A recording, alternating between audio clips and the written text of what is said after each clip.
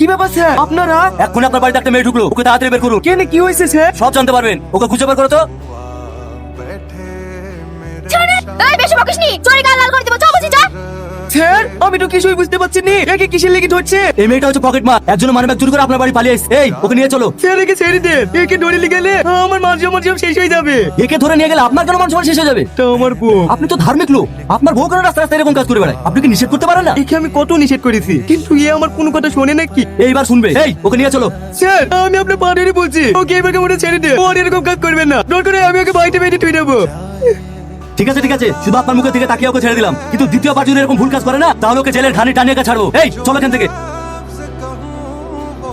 আজ পর্যন্ত কারো কাছে আমি মাথা নিতে করিনি, আজ শুধু তোমার জন্য পুলিশের কাছে আমাকে ছোট হতে হলো। তোমার লজ্জা লাগে না একটা মেয়ে হয়ে লোকে টাকা চুরি করতে? চুরি করেছে আমার কি উপায় আছে? বন্ধুদের সাথে পার্টি করা, শপিং করা, তুমি তো সব করতে আমার টাকা